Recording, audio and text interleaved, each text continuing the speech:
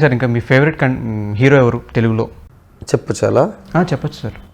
నా favourite hero Chiranjeevi గారు. చిరంజీవి గారు ఎందుకు సార్? ఎప్పుడైనా అతనే.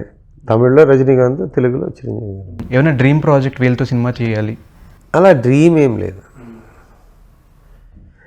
నా బేసిక్ ప్రాబ్లం ఏంటంటే రేపు బతుకుతానో లేదో తెలీదు. అలాంటప్పుడు పెద్ద డ్రీమ్లు ఏం పెట్టుకోను. ఓకే సార్, ఎవరిదైనా బయోపిక్ తీయాలనుకుంటే ఎవరు తీస్తారు?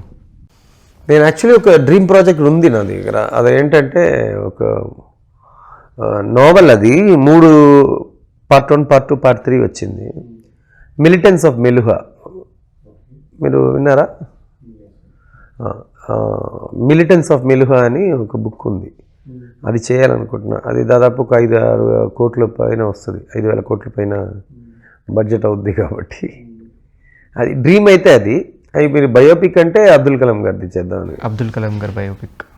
కళ్యాణి గారి గురించి అడగకుండా మీ ఇంటర్వ్యూ అయితే కంప్లీట్ అవ్వదు, మీ లైఫ్ కూడా కంప్లీట్ అవ్వదు. సో కొంచెం మాకు మీ ఎక్స్పీరియన్స్ అంటే మీ రిలేషన్ గురించి చెప్పకూడదన్నారు. ఇప్పుడే ఫోన్ చేసి అయిపోయింది కదా మళ్ళీ ఎందుకు మాట్లాడుతున్నారు అని తిట్టారు శ్రీ. ఎవరు సార్?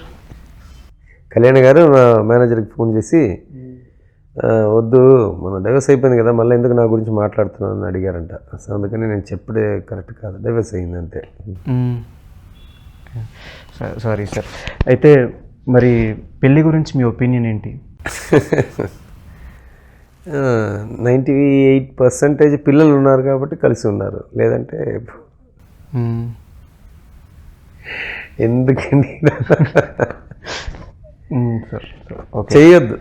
పెళ్ళి అన్నది ఏంటంటే ఒక అదేం చెప్తారు, పంజరంలో ఉన్న పావురం లాగా. లోపల ఉన్నవాళ్ళు బయట వెళ్ళాలనుకుంటాడు, బయట ఉన్నవాళ్ళు లోపల వెళ్ళాలనుకుంటాడు. మీరు మళ్ళీ ఎప్పుడు అప్రోచ్ అవ్వలేదు సార్ కళ్యాణి గారితో మాట్లాడటానికి కానీ బిగ్ బాస్ తర్వాత కానీ? 9 years అయింది మాట్లాడి. 9 years అయింది.